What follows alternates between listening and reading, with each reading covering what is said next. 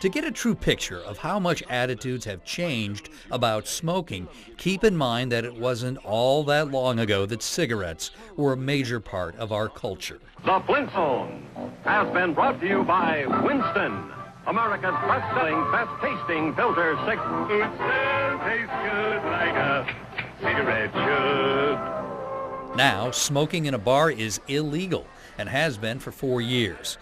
That could be changing. The ban is in jeopardy as it applies to bars, and it's constitutionally tenuous. There are a number of efforts underway to reverse the ban. The first involves Zeno's Bar in the Harrison West Grandview area. The bar owner owes nearly $40,000 in fines and has been fighting it for years. The Ohio Supreme Court has agreed to listen to the case, and briefs are being filed this summer. If Zeno's prevails, smoking could once again be allowed in Ohio bars. The lawsuit is arguing property rights, taking something that's legal and telling me, the property owner, that I can't do it in here. And if the lawsuit fails, there's a bill being drafted in the Ohio legislature to reverse part of the ban as it applies to bars and private clubs. State Representative John Adams is behind it.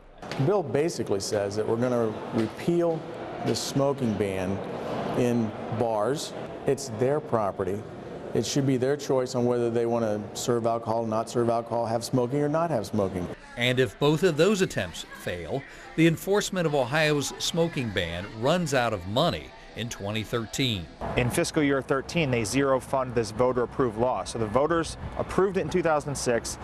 They've increasingly liked it, and our lawmakers at the State House and in the governor's mansion have chosen to provide $0 for enforcement. On top of all of that, this is a law that has become an albatross around the neck of the Attorney General's office, which is sworn to enforce it. Ohio Attorney General Mike DeWine says it is the hardest law to collect fines and to enforce. Sometimes these businesses are out of business.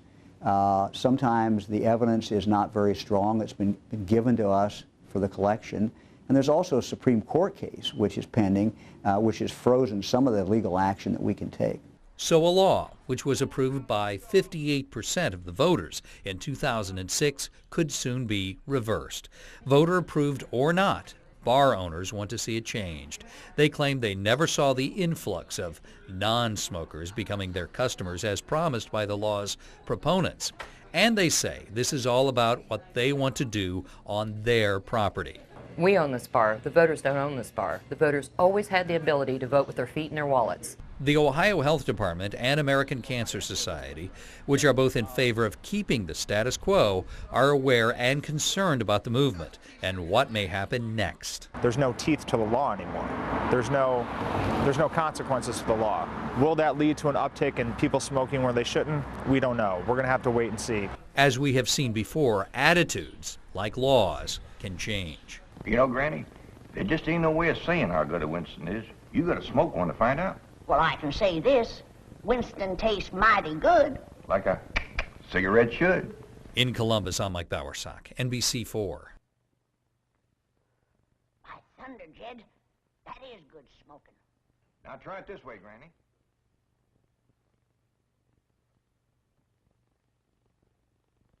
Tastes even better.